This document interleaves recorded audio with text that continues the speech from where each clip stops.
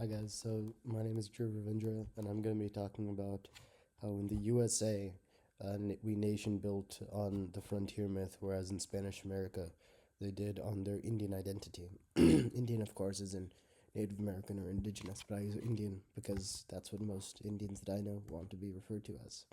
So this is a thought dump. It's not very sophisticated, but just something to think about. So you can see the way that Spanish America defined itself in its Indianism, a lot with its flags. These flags were mostly made in the 1800s when they were defining themselves against the Spanish and nation building.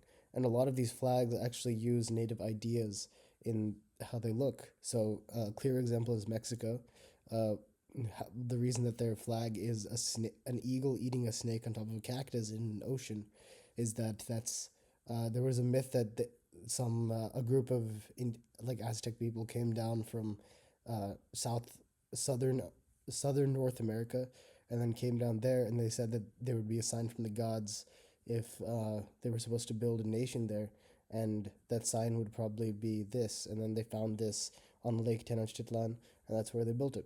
And then, of course, Uruguay and Argentina around the River Plate have the Inca Inti, which is the sun god, maybe. Peru suspiciously, maybe not, use the royal colors of the Inca society, and in the seals of Bolivia and Guatemala, there they use some sacred birds. I don't think that they're both that freedom bird, but yeah. Whereas the American flag explicitly brags about expansion into the frontier. So this pretty clearly shows how America defined itself with frontier, bragging about it literally, whereas these define itself like this. However, both of these societies still used the Indians in their revolution when they were trying to other themselves against their host society. So obviously, the South American, Spanish American societies use the Indians in like just defining themselves and saying that we have this society and it's very pure and very innocent, and that's how they define themselves. And that even happened in North America, where you saw in the Boston Massacre that the white protesters disguised themselves as Mohawk Indians, therefore othering themselves against the English in this way. And because this happened in the North, and the North cared less about the frontier than Southerners, because in the South they owned a lot of land and they were really trying to push west. Because of that, they used the Native American identity rather than the frontier, because they didn't identify with that so as much. However, retaining this in British North America would have been made it hard to go past the Appalachian Mountains. So they had to make a new myth and a new way to other themselves against Europe and all of that. Because if they defined themselves with the Native Americans, they would have had to have compassion for them. The idea that America was more masculine because it didn't have very ornate societies, just like Europe did with its very ornate architecture and its class system. America defined itself as being more masculine and therefore said that they were culturally superior. They were masculine because they pushed into the frontier and they civilized this area, even though there were already people living there.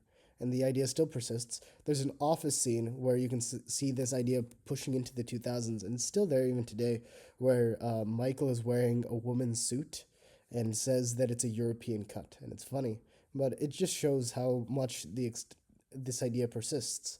European monarchical decadence versus American restraint, yeah. Democratism. Monarchy versus democracy, yeah. Civilization. Whereas Europeans had the white man's burden in colonizing their countries in Africa and Asia, America said that it's the white man's right to kill, rape, and murder so long as they were civilizing the frontier, and we are suspicious there.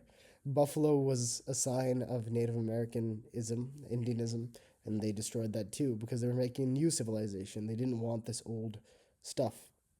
They saw it as something to be cleared. Self reliance, of course, homesteading. And this idea of the future and clearing for the future probably still persists in America today. The frontier thesis, and yeah, all of that.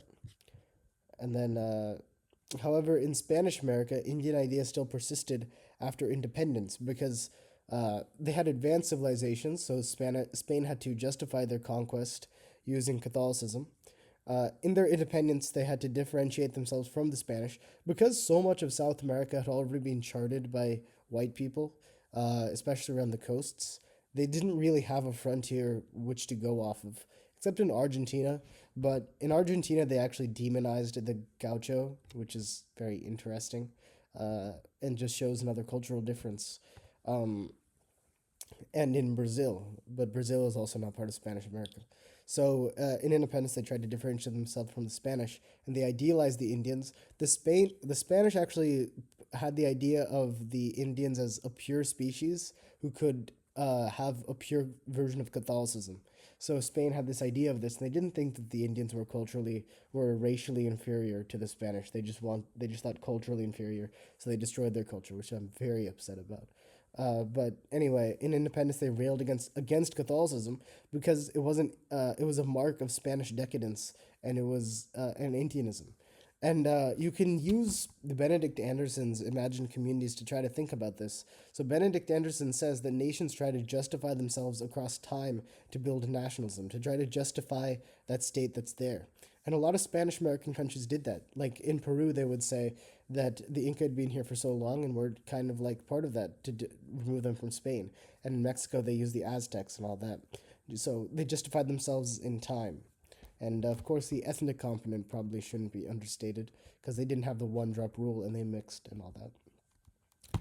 However, in the latter part of the 1800s, Spanish America went past nationalism to actually trying to nation build because the previous Indian ideas weren't part of like an enlightened European society, which they tried to idealize. And the country that they idealized for this, the ideas of like science and rationalism and secularism and progress and clean cities, was French civilization. And you saw that in a lot of cities like Buenos Aires, obviously, a lot of places in Mexico City, Lima, Peru, in their city center, you see a lot of Second Empire styles or Haussmann styles, which were meant to seem like Paris because that was what was modern. And all of this was looked up to. And when they were nation building, so a difference between how they justified their nation was by using the Indians, but how they progressed was by using Europeanism. And another way this manifested was in the whitening of these countries. They wanted to remove the ethnic Indian element, even though that's what they used to justify their nation. This was Blanqueamiento in Brazil. They encouraged European immigration in Argentina. They spent 1 million for European migrants in Cuba. Jimenez did the same thing in Venezuela, and it's suspicious. But in Peru, they had like sterilization campaigns in the 1990s under Fujimori, and they really targeted indigenous people. So that idea might have continued until that so late, and of course those countries had to justify themselves to Europe, and they also like tried to kill blacks and Indians. Anyway, but if British power kept a strong hold in the USA, I'm pretty certain that they would have developed that British North America would have developed like South America, because they wouldn't have anywhere to go. So the nation would be trapped just in those 13 colonies, and bids for like more land and more space and stuff like that would have caused real problems to the extent that it was in South America because they didn't have land because of the Caudillos. And you would see like radicalization and lots of um, communism and stuff like that going on in the US if the British kept their hold on it. It would have rolled over into a big problem, assuming that the US would have been independent. And I don't know how this manifests today. So that's this video.